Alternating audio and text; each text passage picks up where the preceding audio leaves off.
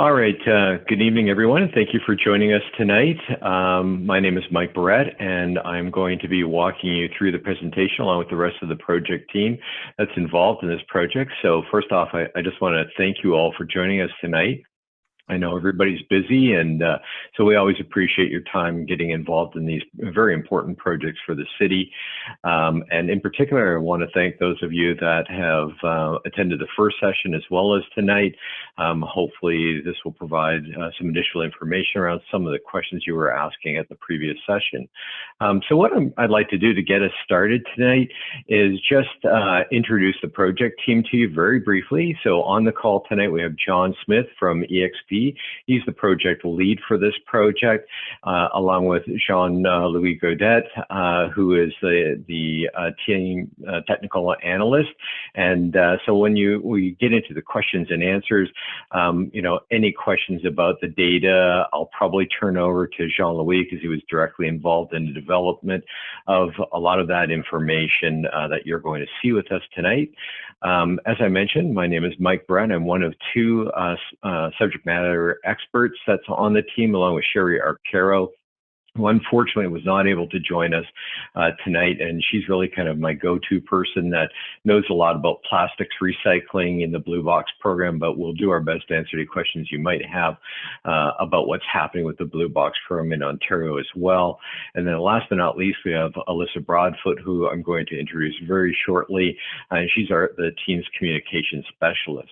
Along with the consultants that are involved in the development of this project is staff from the city of Peterborough itself, including Dave Douglas, who's the manager for the city, and his staff, and they've been directly involved in the development of this project, and we'll certainly rely on them to answer any specific questions you might have about the city's current programs, as well as some of our thoughts about where we envision going over the coming years as we roll out this proposed new strategy. So if we can advance to the next slide, I'm going to, sorry, I apologize. I was actually going to ask Dave if he had any comments he wanted to add before we get going. So Dave, just in case you want to add something to the welcome, please go ahead. Thanks. Have we got Thank you, Dave? Mike. Yes, thank you, Mike. Welcome, everybody. We're very happy to have all of you join us tonight. We've got great participation, and that's what we're looking for, because we are designing and implementing a made in Peterborough solution. So we're thrilled. Our team of experts that we have involved, as Mike has introduced, are extremely competent, have had a lot of experience across Canada with the design and implementation of many programs. So they've put together a very compelling presentation and informative presentation for all of you. And we look forward to your input and your feedback as we continue to design this Made in Peterborough approach. So, thank you, Mike. That's great. Thanks very much for those kind words, Dave. And so at this point, I'm going to turn it over to Alyssa to just walk you through how we want you to have an opportunity to participate tonight. And so Alyssa, take it away from here. Thanks, Mike. Hi, everyone. Yeah, I'm Alyssa, and just a quick note from me. So I am in the background, making sure things run smoothly from a technical perspective. If you came in with your cameras on, you might have noticed a quick message that the host had disabled your camera or something like that. That's me. We're just doing that to save on bandwidth. So I'm going to be making sure everyone is connected, and if you have any issues getting booted out or coming back in, I believe my email is on the Connect Peterborough webpage for this project, so I'm here to help. So as far as participating during this meeting, we've got a couple different ways we can do it. We have a couple of poll questions coming up, and I'll show you the first one in just a second. So that's where a multiple choice question is going to pop up on your screen, and you can give us some feedback. And then the second way we're going to be collecting feedback tonight is through the chat box. So if you have any comments or questions, you are welcome to type them in the chat box. If you don't see it right now, if you scroll to the bottom, move your mouse to the bottom of your screen, you'll see that chat icon. And if you click on it, it should open up a window where you can type in your question to the host. And When we get, possibly throughout the slides, or at least when we get to the end, we'll be going through the questions and directing them to those that know best. Another quick note that after the meeting, we're going to have the slides and a recording of tonight's meeting available on that Connect Peterborough webpage. So there's the link there. But I know if you go to just connectptbo.ca, you'll see a link to that page right at the top. And we'll also be opening up a feedback form tomorrow that will be open until June 30th. So you'll be able to submit your feedback and your comments and questions through that. And this email address and a voicemail inbox is also always open. So you're welcome to leave feedback that way as well. And with that, I will pass it back to Mike. Great, thanks. Just as Alyssa mentioned, there's a number of opportunities for you to provide feedback on this project, and we've had a number of people who have already been kind enough to submit comments in advance of tonight's session, asking questions about landfilling operations, the composting operation that the city is looking at developing, and I just want to emphasize to you that tonight's discussion is going to focus on this master planning process. And so while we really appreciate those kinds of questions and comments, we won't be dealing with them tonight. But I don't want to discourage you from submitting that kind of your thoughts on these issues or any questions you have. We will direct them to the appropriate staff and see if we can get answers back to you either through this webpage or through other appropriate sources that the city might have. But tonight, I'd really like to encourage you to focus on the recommendations that we're providing. It's important that we get your comments on them before we go to committee and council with our recommendations. So I'll just leave you with that thought. And on that point, I'm going to take us to our first poll, and I'll let Alyssa walk us through this one. Thanks. Okay, so you might have just seen a box pop up on your screen with the poll question, did you attend the first public meeting? So this is just to give us an idea of our audience and how many of you saw the last presentation back in March. I'll just give it 5 more seconds and then I'll close it and you can see the results. 4, 3, 2, 1. Okay, so it looks like most of the participants here tonight did not attend the meeting. So we've got a lot of fresh faces, fresh eyes on it. 22%, 6 of the people here tonight did attend the first meeting, and 4 weren't able to make it, but did review the slides online. Okay, thanks. Cool. All right, so let's dive into the meat and potatoes of tonight's session. So this slide just provides you with a brief overview of the agenda that we're going to go through tonight. Because there are a number of people that weren't able to participate in the first session, I'm going to give you just a quick snapshot of the project's overview, intent, goals.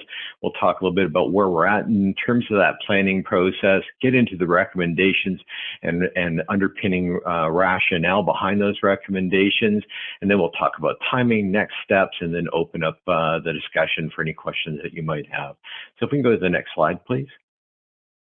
So just to give you a sense of the intent behind the project, the goal of the city was really to see if we could update or modernize the city's 2012 Waste Management Master Plan. Those of you that are paying attention to this field of activity can appreciate that over the past decade, there's been tremendous change. I mean, we've just seen so many new types of packaging design showing up.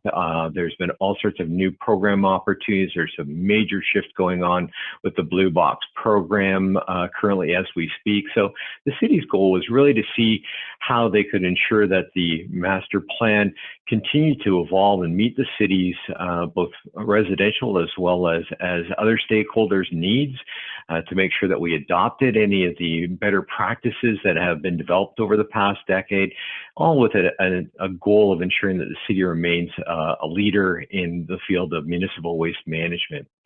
You know, underpinning kind of a lot of our thinking was kind of 3 key tenets. The first being, efforts that we could undertake to minimize waste generation. And as you can appreciate, those often involve working with senior governments, and we'll talk about that a little bit more tonight. Also looking at opportunities to maximize diversion. We'll spend a lot of time over the next few slides talking about that, all at the same time balancing those efforts against, an obvious need to maintain a degree of fiscal responsibility coming out of a pandemic. So if we can go into the next slide, I'll just tell you where we're at in terms of process. So basically 7 stages to this process. We're only at stage 5, as you can see. We're working on the second open house. So to date, we've done a review as a project team of the background behind where the city's at in terms of its current programs, their performance, how that stacks up against the original goals of that 2012 master plan. We've undertaken a screening of the options, and so that information is available because it was presented already at the first open house. Since then, we've done an assessment, and as we're going to talk about tonight, we're going to be presenting our proposed recommendations for your consideration. And then, subject to additional feedback that you might have for us, our goal then would be to work on developing that draft updated plan for consideration by committee and council. And I'll talk a little bit more about the timing as we get into the presentation. So if we can go to the next slide here, I just want to share some of the feedback that we've received to date, because again, I want to really thank the people that took the time out of their busy schedules to provide input to us. We've received over 60 comments from residents and individuals in the city and surrounding jurisdictions, as well as some fabulous feedback that we got from a number of the stakeholder groups that was really informative for the project team. Certainly, some real straightforward comments that made a lot of sense. A lot of questions about the Grow Peterborough initiative. This is the green bin program that the city is developing. So a lot of questions about what's in and what's out. We'll talk a little bit about some thoughts we have on how to potentially expand that program. Certainly some important comments from a number of stakeholders around the need for clear and effective communications. As we can all appreciate, it isn't just about telling people what to do, but making sure that we provide them with good feedback and around performance to date, so they can understand, how their efforts are impacting the city's diversion efforts. Really interesting comments about accessibility from one of the accessibility committees here in the city, in particular looking at issues like bin design and visibility of clear bags, if that ends up being a decision of the city to proceed with that option, to make sure that they don't become a trip hazard for residents out on the streets. And then even some comments around other sectors that we don't typically talk a lot about, like construction and demolition. As many of you know, the city currently already does have a construction and demolition waste diversion program that's doing quite well. But, behind the scenes, there's been a lot of discussion with the province that the city's staff have been involved in about formalizing that, putting potentially bans in place across Ontario. And so I suspect this comment is in line with that. And so any efforts by the city would need to be tied into those provincial thoughts and initiatives as well. But it's a very important sector and recognized by the city. Other comments that we received, most people felt that the goals of the project team were consistent with the intent behind the original master plan. So I think we're pointed in the right direction with our thinking. Obviously, a lot of support from respondents about the need to roll out that Grow Peterborough initiative, or what I'll typically refer to as a green bin program, to capture kitchen and food waste, and talk about the diversion potential of this in a moment. Some other good comments from people about the need to continue to explore opportunities for reuse and drop off of reusable goods, and I think those are great feedback as well. And then, of course, comments about the need to look at how do we encourage people to buy products with less packaging. And again, that speaks to those efforts that the city staff are working on with senior governments like the federal government. Certainly some strong feedback from people in favor of moving to every other week garbage collection, and we'll certainly talk about that as one of the proposed recommendations of the project team, as well as some great comments about clear bags and some of the concerns that people have about them. Generally, there's good support for that kind of initiative, but there's always the usual comments that we get about these kinds of programs around privacy bags, the cost of bags and their availability at a retail level. And these are all really good comments, and I think I want to emphasize that we hear people's concerns loud and clear. They're understood, and it really comes down a lot to how this program is rolled out in order for this to be successful, and we'll talk about that in a second as well. If we can go to the next slide, please. I'm just going to now shift us into some of the recommendations. There's about 3 or 4 key ones, but before we do that, I want to just share with you sort of our findings around just where the city is at from a diversion potential today and where we might be able to take it with some of the proposed changes that you'll see in the draft master plan.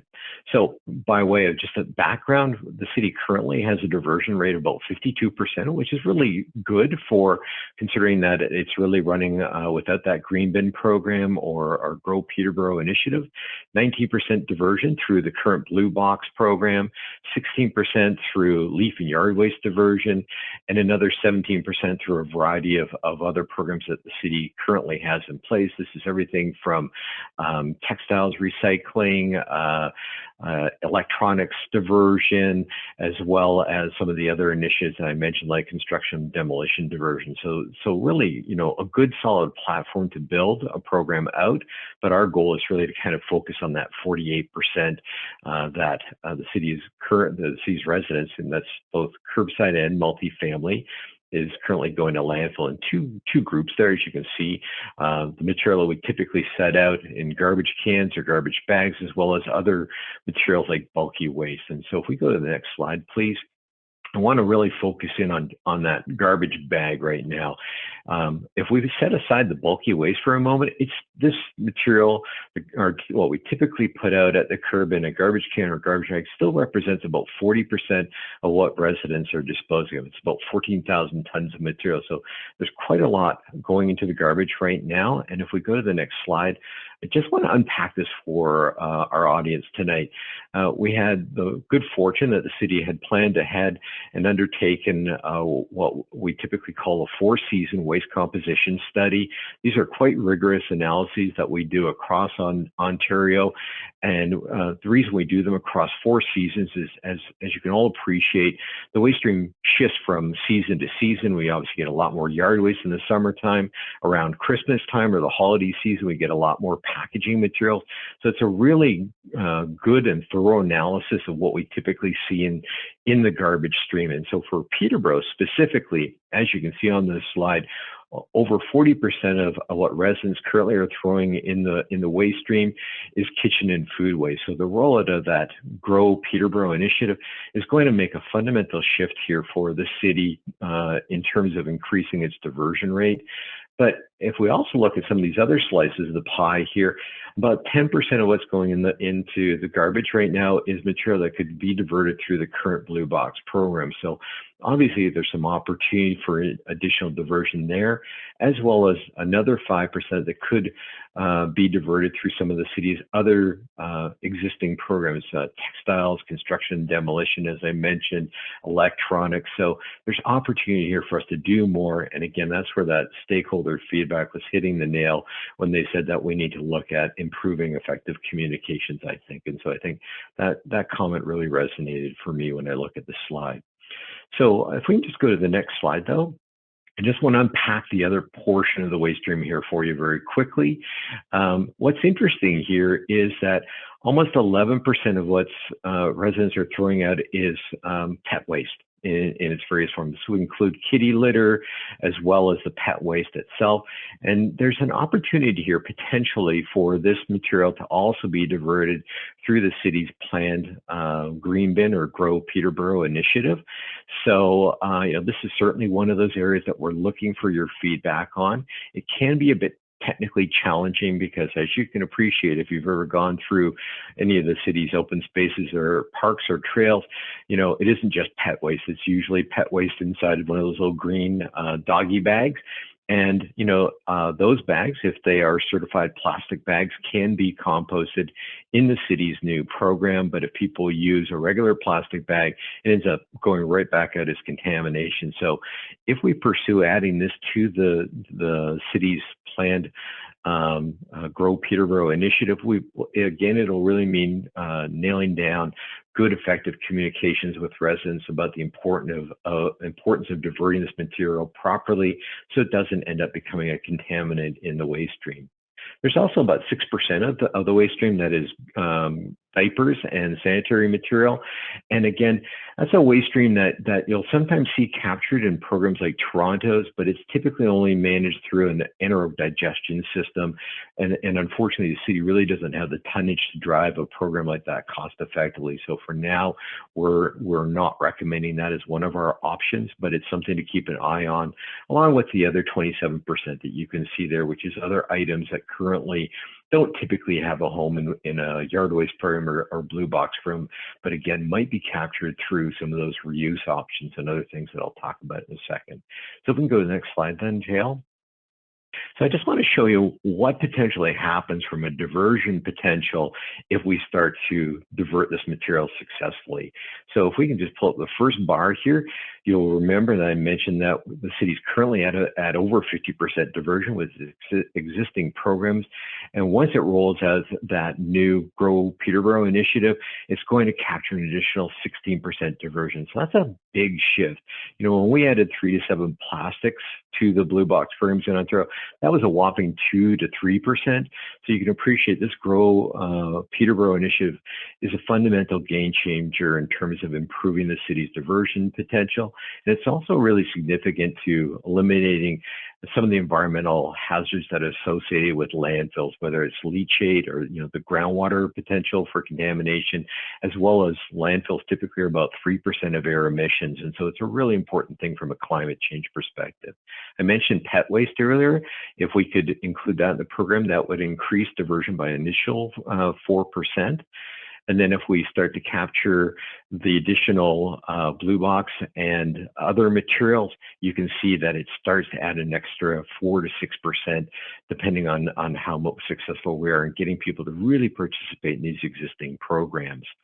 And then, if we start to pursue some of those options that stakeholders mentioned about other reuse options and other potential programs that we're anticipating developing in Ontario after we get through this next round of provincial elections, we're anticipating that the city could get an extra 5% diversion. And just to give you an example of what I mean by that, there was some work being done before the pandemic on looking at increasing carpet recycling in Ontario. And I think that's an initiative that you'll see in the coming years, along with some potential bans at landfills across Ontario.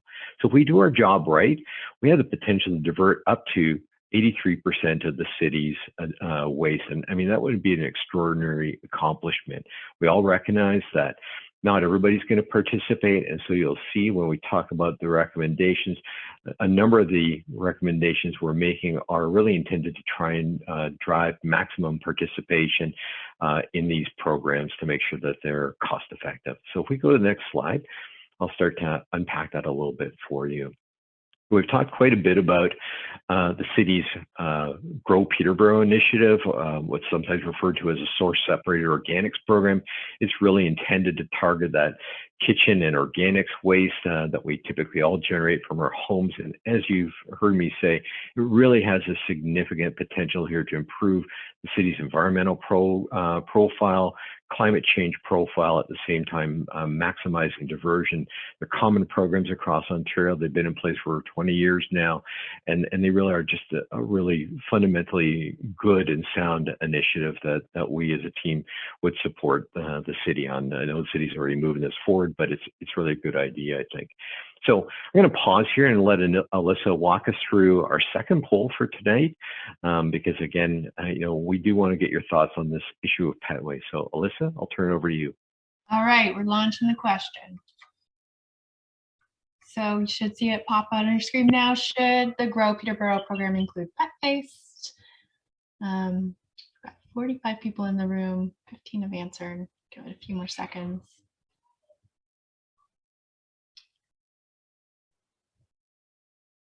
It's going to be a real test to find out who's got pets and who doesn't in the city here on the call tonight. I would assume that don't care either ways are those that do not have pets. Okay, we've got 36, 37 have answered. I bet you the rest are us presenters. So I'm going to end the poll now and share the results. There you go. Awesome.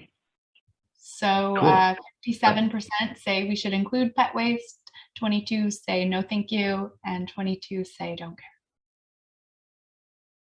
Okay, that's great, Alyssa. And so for those folks that said no, I really encourage you to provide feedback and input to us on your thoughts about that, because I think that's important for us to understand any concerns you might have. And by all means, those that you supported, I don't want to discourage you from commenting as well, but it's always good for us as a project team to understand any concerns people might have. So if we can advance to the next slide, I'm just going to continue us along here. So the second big recommendation that you're going to see us proposing is a move to clear bags for garbage collection. And really, there's a couple of key drivers here. This is a trend that you're seeing in municipalities across Ontario because it's fundamentally important from a worker safety. You know, unfortunately, the reality of our industry is it has one of the highest injury rates of any industry next to mining. On a national level, and as you can appreciate, you know, our workers get injured all the time with things that people put inside that garbage bag, and so shifting to a clear bag really does improve safety, and is just a responsible action for all municipalities. At the same time, you know, it does allow us to really understand better what people are setting out, and make sure that, you know, people are taking full advantage of the existing blue box programs and other diversion programs that the city is operating. So we are anticipating, we have seen from programs that have been in place for about 20 years in Ontario that this clear bag does drive increased diversion and really without significant cost to taxpayers or the city, subject again to doing a proper job on public education and making sure those bags are available at retail stores, and so that would be a key part of any program that we would roll out. So we are proposing that it be done at the same time as that weekly organics program gets rolled out. For those of you that are concerned about privacy, absolutely hear you on that point. It is a sort of a standard practice to allow residents to include a privacy bag in that set as, you know, for any items that they really don't want their neighbors to be seeing. And I think we can all appreciate that and be respectful of that concern. Certainly for those of you that flagged issues around availability of bags, the intent typically is to provide a transition period. And there's a couple reasons behind that, to make sure people understand the program, understand the motivation, make sure people can ask any questions they have about how to use it, make sure those bags are available at retail stores, as well as give people a chance to get rid of their stockpile of black plastic garbage bags that they might currently have. So, you know, certainly if this goes forward, the intent would be to engage in a very robust exercise around public communications. So if we go to the next slide, please.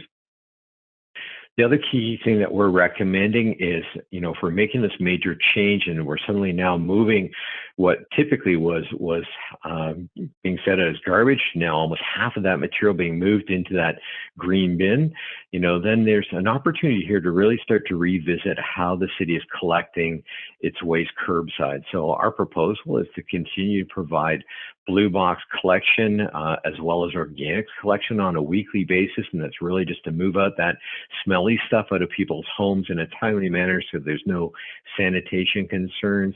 We would still continue to propose to provide leaf and yard waste collection on a seasonal basis, but we're also recommending that the city move to every other week garbage collection, because if you think about it, we just got rid of all the smelly stuff here effectively through the use of this green bin. And so, you know, typically it's been found that this works really well in a lot of communities, and it's a key driver of participation to really get people to use these programs if you start to move them towards every other week garbage collection. So again, if we want to see that diversion getting up around 80%, this is a really important aspect of making sure that people participate fully. So again, if you have any concerns about this, by all means, please provide comments or questions, and we'll try to address as many of them as possible before we're done tonight. So we go to the next slide, please. So again, you know, our intent would be to roll out all these programs simultaneously to get all the change dealt with at once, make sure that it is predicated on a very strong public education program well in advance to make sure that we address any concerns people have about the changes that are happening and make sure that residents are fully informed. And there's a lot of experience in Ontario around how to do this, but there's still aspects of the city that are going to need to be considered carefully. And so certainly any thoughts you have on how to make this work better, I think is really helpful guidance for the project team. So please provide us with your thoughts again. Next slide, please. So just shifting away from those kind of core opportunities, I just want to explore over the next few slides some of the other non-traditional diversion opportunities that we don't talk a lot about. You saw some of the stakeholder feedback was to look for other opportunities, and I think there's a lot happening behind the scenes in the waste management industry. We are seeing a move towards full producer responsibility for the Blue Box program, and we are anticipating that that will lead to other changes. So certainly part of our recommendations will be for the city staff to continue their efforts to look for new opportunities to engage in not just waste diversion, but also how to minimize waste by working with senior governments on packaging and other issues, and explore, things like their bylaw and how that can support diversion efforts, and also to look at, opportunities for innovation and partnership on a local level, as well as with the development of take-back programs that we're starting to see being developed at a provincial level. And of course, all of that supported through ongoing monitoring and measuring and evaluation, as you saw when I was talking about that waste diversion audit that the city recently completed. Those are really key things that we would continue to support the city on maintaining. They're all, the staff are very proactive already, but we just want to continue to emphasize those points to committee and council. Other programs that I know residents are very familiar with that are in place already that we're anticipating will be expanded by the province. Electronics as well as small appliance recycling is something that we're expecting to see being expanded in coming years after we get through the provincial elections. So there'll be opportunities to capture more materials. That's that extra 5% that we talked about, as well as continued support for collection of household hazardous waste, batteries, sharps, and pharmaceuticals. And in particular, there's a lot of work being done at a national level to try and improve the capture of textiles. So I think there's opportunity to partner with local not-for-profits.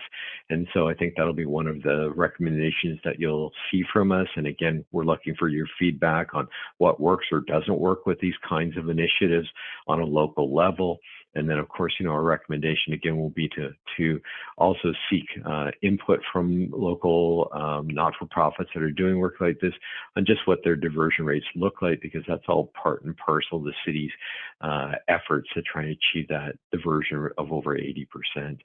We can go to the next slide, please. So just to summarize very quickly here, if council supports our recommendations, this is what the new system would potentially look like. We'd still continue to provide weekly blue box collection. That would then be paired with weekly green bin collection, or what we're calling the city's Grow Peterborough initiative. And as you can see, that you'd get that card as well as that little kitchen catcher that you'd have in your household kitchen. That's going to be paired with every other week garbage collection in a clear bag. So again, that we drive that diversion potential as much as possible. Continue to provide seasonal green bin waste, as well as scheduled collection of bulky goods. And again, that'll be an area that we'll be looking at to see if we can partner with people to try and improve diversion. I mentioned the carpet recycling initiative as an example. We're still continuing to support backyard composting as an at-home solution and better practice, along with grass recycling, because again, that eliminates the need to capture the stuff at the curb, and people can use those valuable resources for their own gardening purposes. We still could see depots as being a key aspect of the city's diversion efforts, and so we'd still envision continuing to capture things like white goods, mattresses, household hazardous waste, along with that construction and demolition material that some of the stakeholders were commenting on.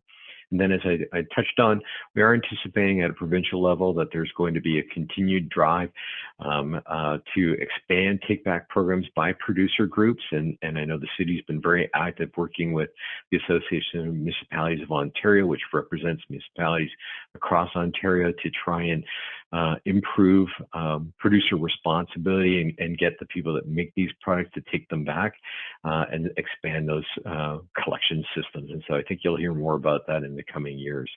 So that's what the new system would potentially look like. And so if we can go to the next slide, please.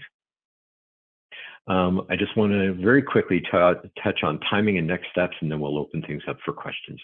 So timing.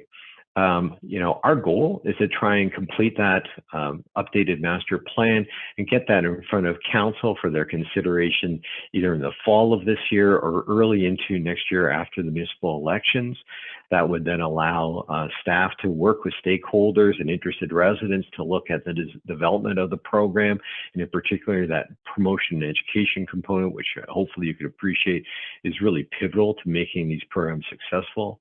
That would then allow us to launch that Grow Peterborough initiative, and staff are kind of looking at November as kind of being the startup for this program, along with these other recommendations that, if approved by council, would be initiated at the same time. So that clear bag program, every other week garbage collection, and then as you've heard me allude to, we are looking at seeing the province starting to shift the blue box program to a full producer responsibility model over the next 3 years, 2023 to 2026. Peterborough's program transitioning in 2024. So again, that'll be a big change for the province as a whole. And again, ongoing evaluation being a key part of this whole master planning exercise. So we can go to the next slide, please. Just to summarize, I think what we're really asking you tonight to think about is take these comments away, give them some thought, and by all means, please provide us with any thoughts you have or any comments you have by June 30th, if at all possible. That's really kind of our target date for SOF. If we can get your feedback sooner, that would be great, because that will allow us to make sure that we are able to capture your comments and considerations in the development of this draft master plan before it goes to community and council. Our goal, as I mentioned, is to get it in front of community council this fall or early next year, with rollout thereafter. Next slide, please. So that brings us to the end of our presentation. I really appreciate everyone's patience. It's a lot of one-way talking by myself, but at this point, I'll turn it over to Dave to provide his thoughts, and then we'll open it up for questions. So Dave. Thank you, Mike. Great presentation. And while that was going on, I did receive a number of direct inquiries to myself. So I thought I'd just address some of them right off the bat in case others are having similar thoughts and instead of having multiple ones. But I'd like to start by saying, there's a saying, the second mouse gets the cheese. And the reality here is that these initiatives that we are proposing, they're not pulled out of thin air. These are pulled out of very, very solid situations and years of use and implementation. Green bin programs started as early as 1991 in Halifax in Nova Scotia. And across the country, over 6 million Canadian households presently participate in green bin. So there is an awful lot of lessons learned there that we are pulling from. And similarly with that, on the Clear Bag program, there is over 500,000 houses in Canada that are participating now in green bin programs. And for those of you on the line here from outside of the city of Peterborough, but in the county, all of the townships within Peterborough presently participate with the Clear Bag Garbage program. And this is what the city is looking to move forward with. So have confidence in knowing that we're looking to take the best of the best and make it better. And that's our goal. I did receive a question with regards to the ability to use a can in a Clear Bag program, and absolutely, should you wish to put your waste directly into that can with no bag, you'd be entitled to do that. Should you decide that you wanted to put the material in a clear bag in the can, you could certainly do that as well, if that's your prerogative.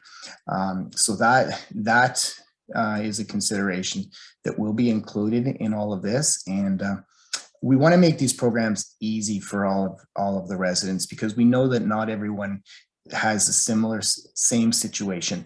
Everybody has different requirements and needs, and we're looking to address those as best as we can. There was a question as well about our DBIA, our part of our community, and would the DBIA, the businesses in the DBI, be expected to move to an every other week garbage collection? And no, the DBIA is a different situation. DBIA generates more material. We would not be looking to change the frequency of collection to the businesses in the DBIA.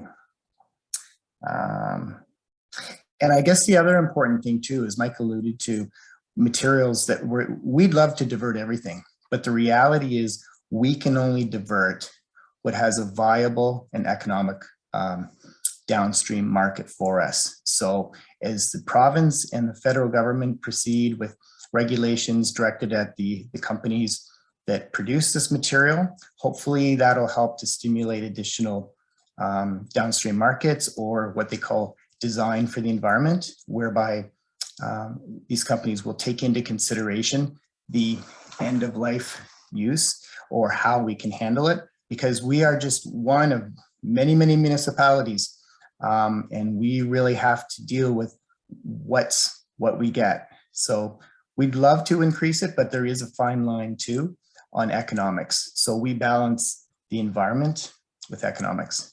So Mike, I'm going to turn it back to you there, but I just thought I'd like to raise those points. Thank you. That's great, Dave. And I'm just going to add, Dave mentioned that the Green Bin program has been in place for over 20 years in Ontario. It covers 2/3 of the province already.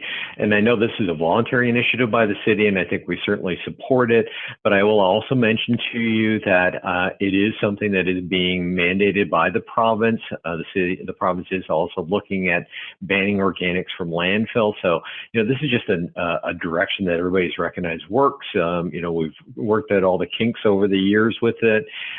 There's still concerns and I don't want to minimize those, but I think as you see the city develop its promo and ed materials, I think you'll start to see that these programs have been well thought at, and they can be successful if they're implemented properly. So I just want to share those comments with you if you have any apprehensions. But again, feel free to provide any comments. I saw a couple of people putting your hands up.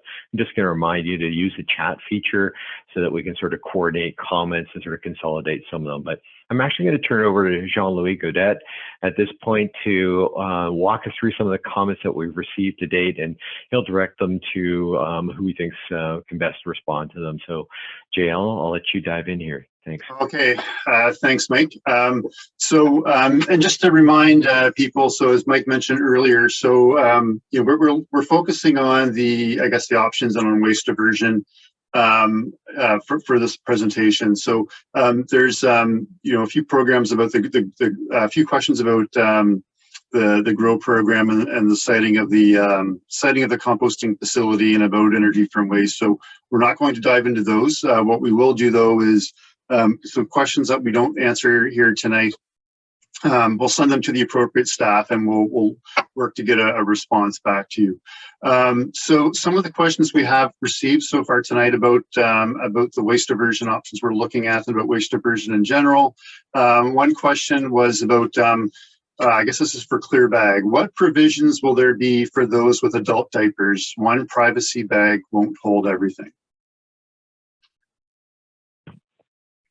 So, I'll let Dave weigh in here as well, but I think, this is a really important point is we do recognize the population across the province and in the city is getting older. And so incontinence materials, et cetera, are becoming more prevalent. And so a lot of municipalities do provide exemptions for, people that have medical conditions. Nobody really wants their neighbors to know that they're going for cancer treatment. So to this person's comment, I think that is something that city is sensitive to. Certainly the project team is aware of, and we are looking at how we can write in some provisions around how to address those issues and be respectful of people's privacy. So David, I don't know if you have anything you want to add to that, but I know we've talked about this quite a bit.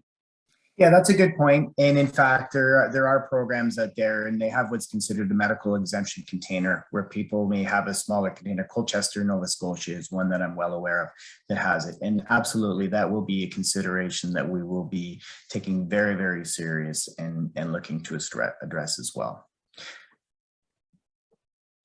Okay, Great. great. So another question I think about the decision making. So I think the question is about if the decision is made by Peterborough Council or OSM Council. So I guess they're wondering for the waste management master plan. So this will be reviewed by, I guess, City Council. Dave, can you elaborate on that? Yeah, I can answer this. This will be for the City of Peterborough Council. This is a City of Peterborough initiative. So yes. Okay. Okay. So a question about apartments. So how would apartments participate? Yeah, so I'll let Dave dive in here, and then I've got a few thoughts myself as well. But Dave, why don't you go first, and then I'll chime in. Yeah, the intent is absolutely to engage the multi-residential sector of Peterborough, the apartment buildings. We have about 7,000 individual units, residential units in the city. So they do comprise a good portion of the material.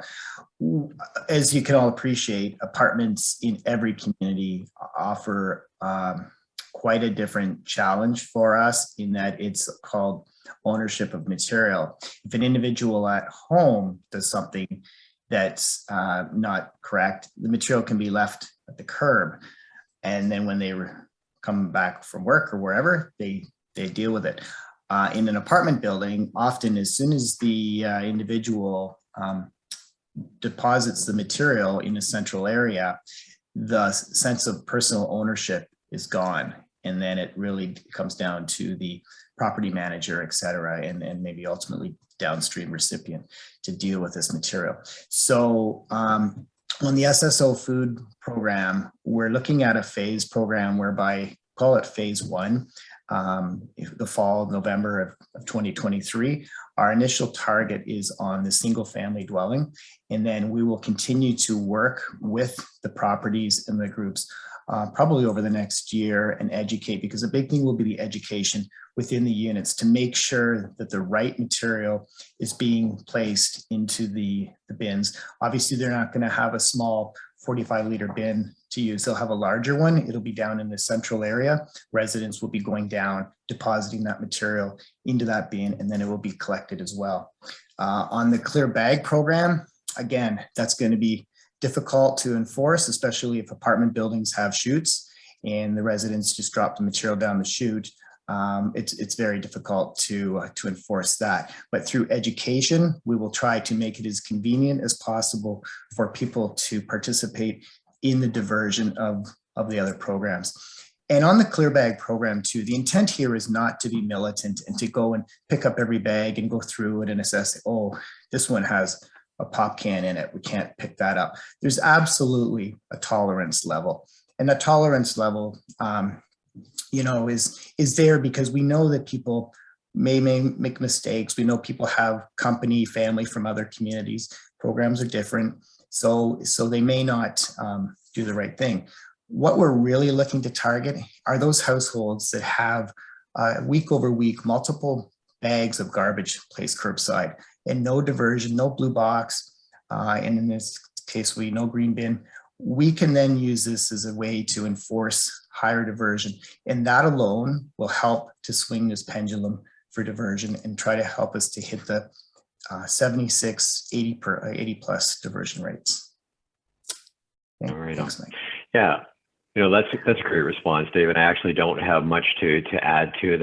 I just will share that, there's a number of municipalities that are making this change because of the provincial mandate to roll out green bin programs across some of the larger municipalities, basically all the larger municipalities in Ontario. And I think as Peterborough staff are aware, there's been a lot of work that's been done in the city of Toronto and other jurisdictions that have significant multi-family properties. It's over 60% of the city. And as Dave commented, it really is one of those good spots where one size doesn't fit all. Multifamily can range from duplexes through to high-rise buildings. And what our experience is that it does take time to work with property owners to develop systems that meet their individual needs to ensure sure their residents get convenient services, as Dave alluded to. So I think you'll see an evolution around how this is done, both in the city and in other jurisdictions.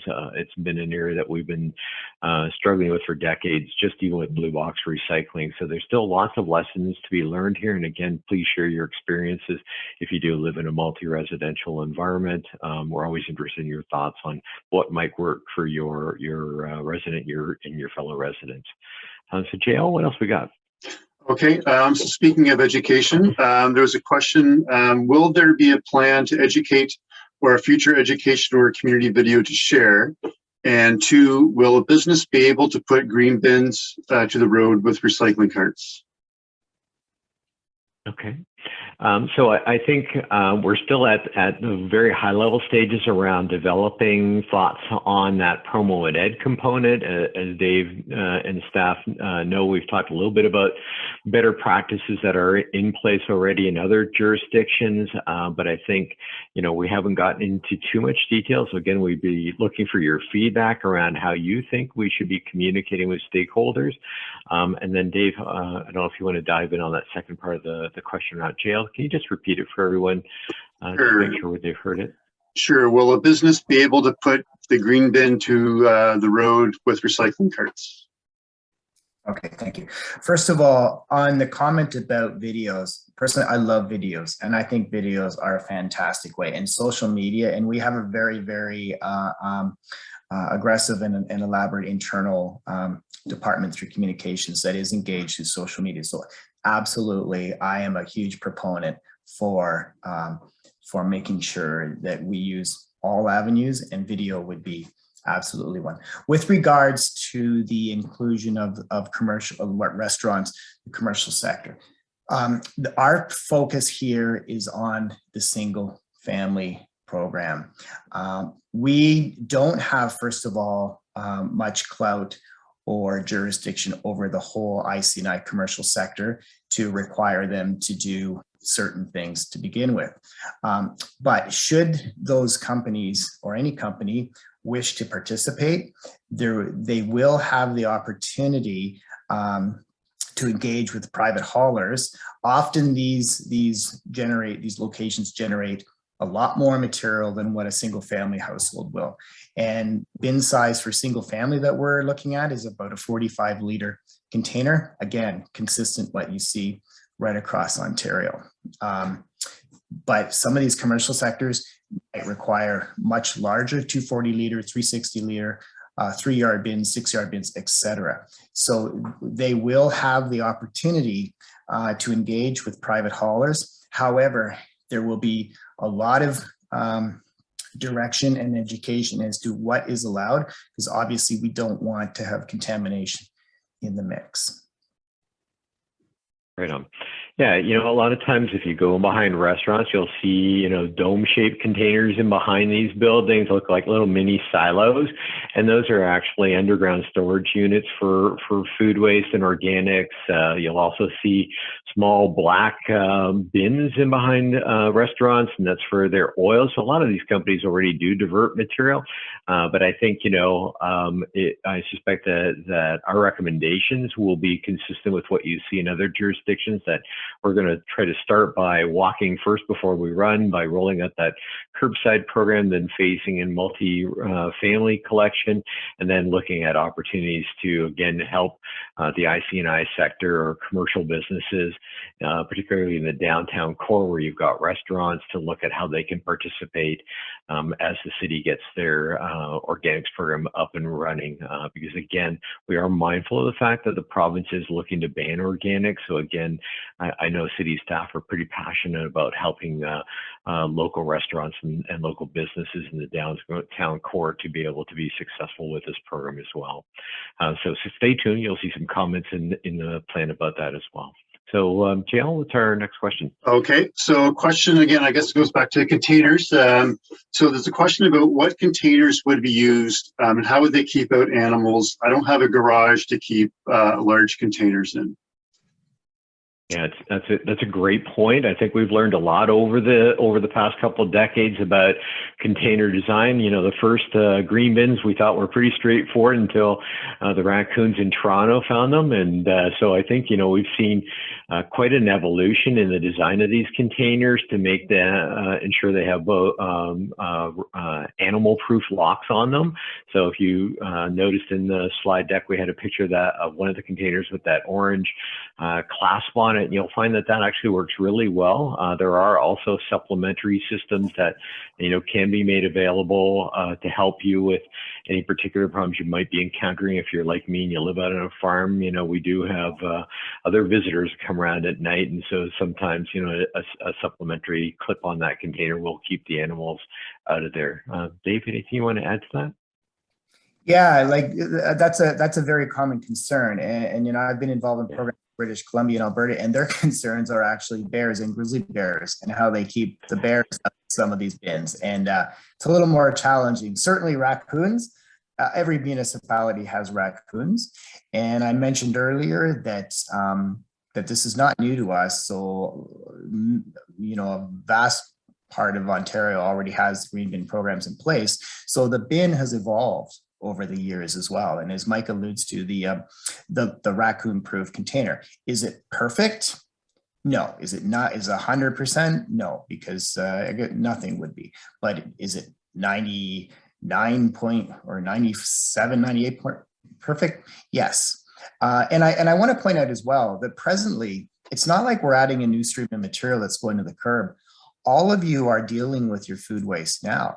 And that food waste, whether you're putting it into a black garbage bag or into a bag in a Rubbermaid or Tupperware container, that material is there now and you're getting it to the curb.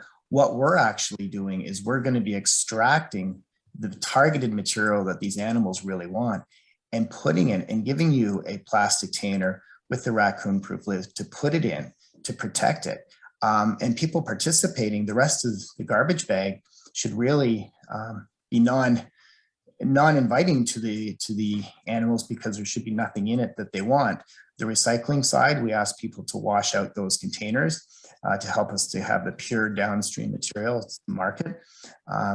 So it should really alleviate the issue greatly. And I do want to, I see there's a question from an individual here too, that are there plans to, I have to put my glasses on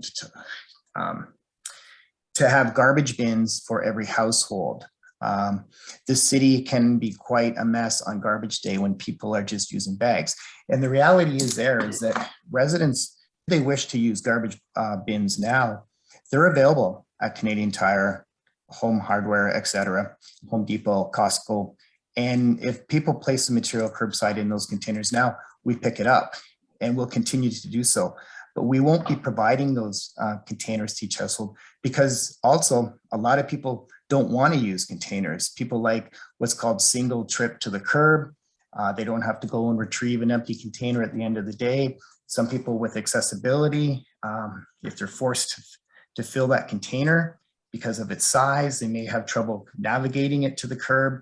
Others, if they need a handrail, if they're carrying a container and they can't go downstairs, that's why they like a bag, allows them to put the amount of material in they want to put in and carry it. So our intentions will not be to be giving people a garbage container, but they're absolutely able to go and purchase one like they can now. Great. JL, what's next? Okay, so the next one is, will the city waste app be updated to be able to support these changes, in particular, the search function to know what item goes where? Yeah, so I think, again, you've heard us comment throughout the evening that, you know, we recognize both as a project team as well as from some of the feedback we've received already that there's a real need to provide solid education to residents so that they can fully participate in these programs. That's how we're going to capture that extra 10% of the blue box material that's currently going to landfill. So I think I can speak pretty safely here for the city that I know they're already thinking about this and looking for opportunities to improve the information that's currently on their website. But Dave, maybe you can elaborate on sort of some of the thinking that we've talked about already. Yeah, Mike, absolutely. Absolutely. We will be expanding all of our information to include all of the materials. And again, the videos, icons work better than words. We have different languages to address. So we want to make it as user-friendly as possible. And again, the beauty is we have such a vast amount of examples from other communities to draw on that we don't have to reinvent a wheel here. We're going to pick the best and take the best. Right on. Yeah, and I think one of the things you'll also see as we get into the transition of the Blue Box program to the producers is that they also have plans to expand public education, and it'll be that first time that we'll see in Ontario consistent messaging around what materials can and cannot go in the Blue Box program. And I think that'll help to eliminate a lot of the challenges people have had across the province around what goes in that program, what doesn't. And so I really think we're on the cusp of seeing some great opportunities to improve public participation and understanding of how the programs work. So I think that's a great comment, Dave. So JL, what else have we got? Okay, so we've got a scenario here somebody's posing. So twice since I moved to Peterborough in 2015, some unidentified person left their garbage at the end of my driveway on collection day. Fortunately, the collection people picked it up, even though this represented a third bag in addition to my two, and there's a 2-bag limit in the city. I doubt, however, that the collection people will pick up such rogue bags if they're opaque or if they're clear and obviously contain recyclable material. I don't relish having to go through this anonymous person's garbage to take out anything recyclable, particularly in the COVID area. Will I be required to do so? So I guess this relates in part to the clear bag and having to deal with someone else's waste if it's at the end of their lane. So Dave, I'll let you dive in here. I know where you're going to go, but go for it. Yeah, like we get that situation now of people, unfortunately just taking the material and dumping it in someone else's yard and say, hey, not my problem, your problem now. And, when we get those calls and we try to help, we try to work with communities. We'll often go back, we'll call back our public works and we will get that. Whether it's a continuous problem. And I think as many of you who watch CIA shows, etc., know that the best place to find out anything about anybody is go through their garbage.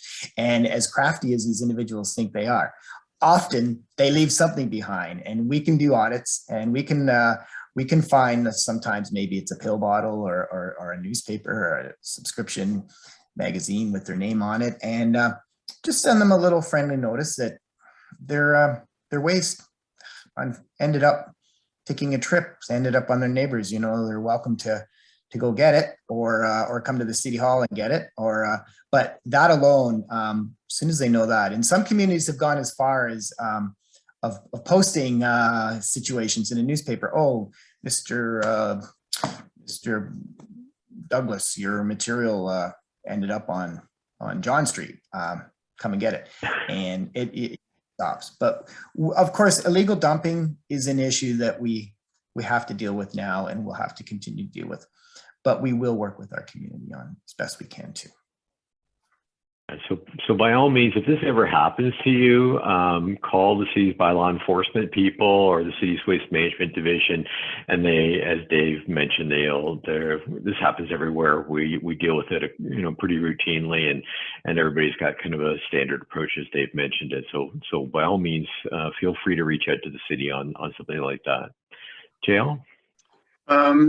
It seems to be all the questions about the diversion options. There is some questions about the composting facility siting process, which we'll forward on to staff. But those seem to be the main questions about the programs that we're talking about here as diversion in general. Yeah.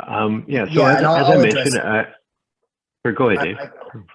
And as Mike mentioned on the start, we do have a separate process underway with the siting and the permitting, et cetera, of the organics facility.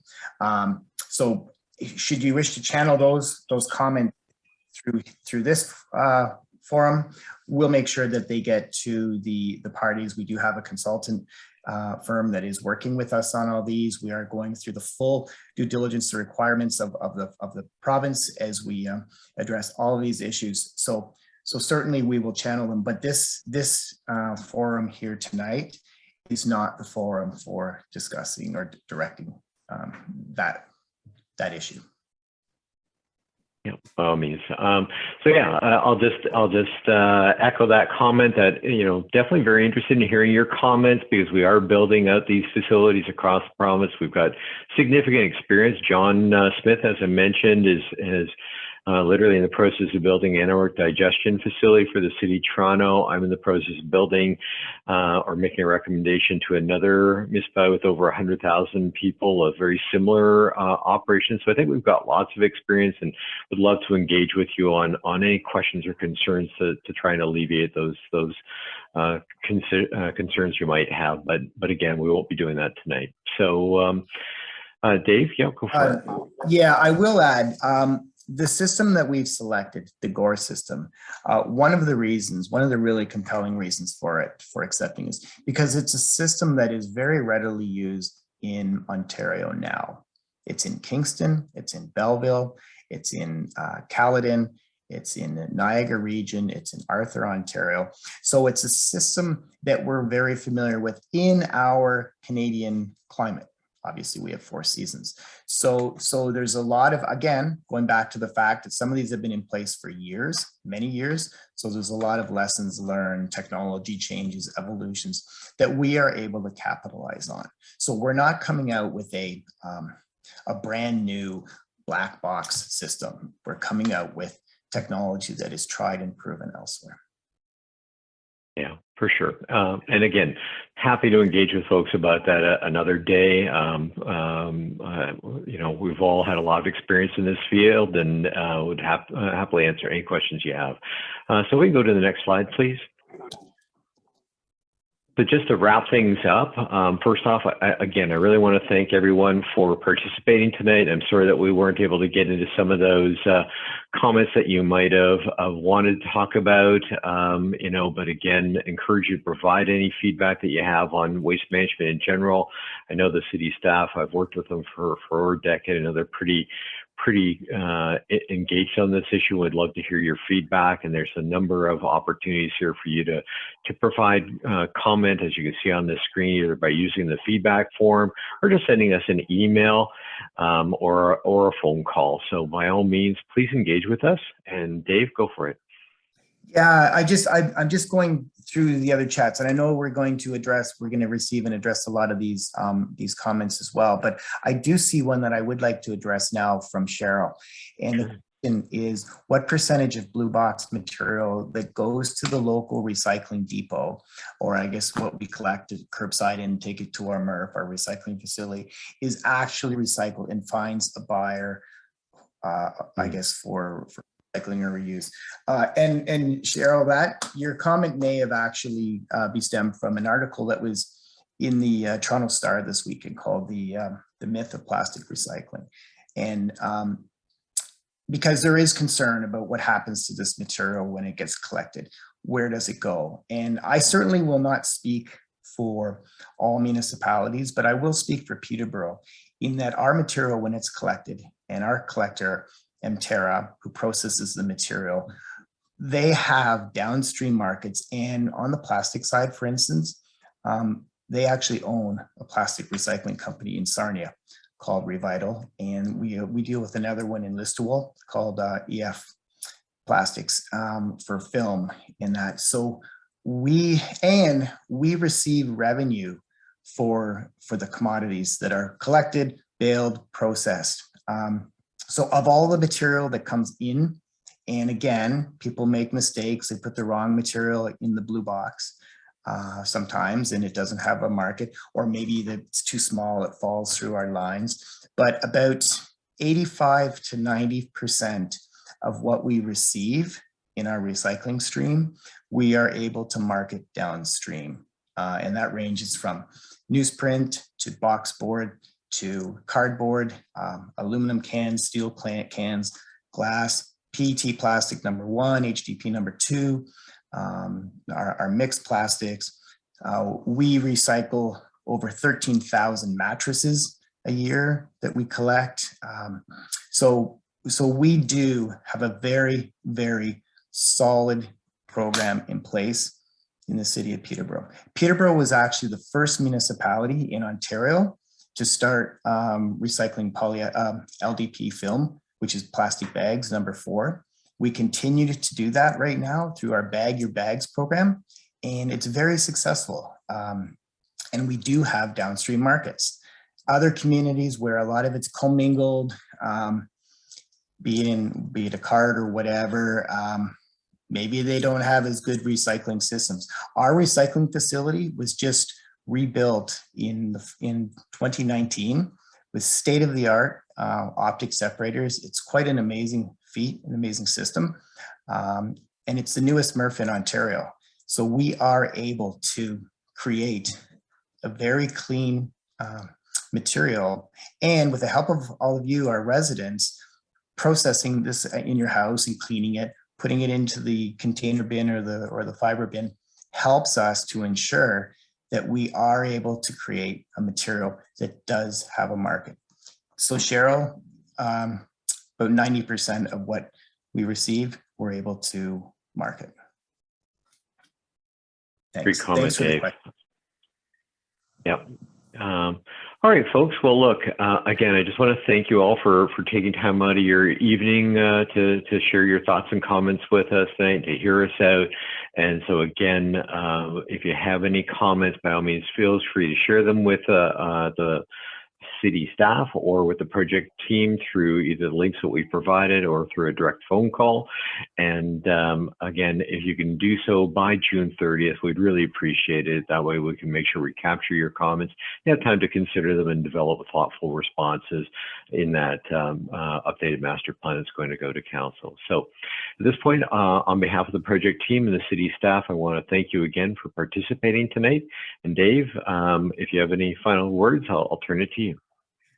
I do. I'm trying to capture as many of these comments now that I can answer. And it said, Dad, have you visited a compost facility? And yes, absolutely. I've been in this industry myself 32 years. I actually have a degree from Trent University from the 80s, and I've spent my entire career. And I've been involved across not only Canada, but the US. I've probably visited, I don't know, at least 50 compost facilities, and I've spent a lot of time in them. So yes, I know I've been to the 80 systems, I've been to the trench systems, the windrow systems. So yes, I was involved with the Composting Council of Canada for many years. I was on their board of directors for a number of years as well. So yes, please feel confident. And not only myself, but our team within the city. We've toured a number of these facilities as well. As are our team that is here helping you, our private sector team. So yes, we've been to these facilities.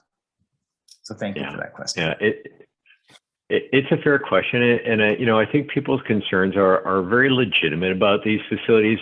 As Dave knows, we broke more than a few eggs trying to roll out these programs across Ontario. And so you probably have heard some comments about issues and concerns with them, and they're legit for sure. And, I think the difference is, back in the early 80s, we weren't really quite sure what the difference was between a digester and a composter, whereas at this point we have a really good understanding of how they work. And this system that the city is proposing is well proven, and if it's operated properly, I think you're going to see that it's going to be a really good asset for the city and surrounding communities. And so that's just my own 2 cents worth, having run more than a few composting operations in my lifetime.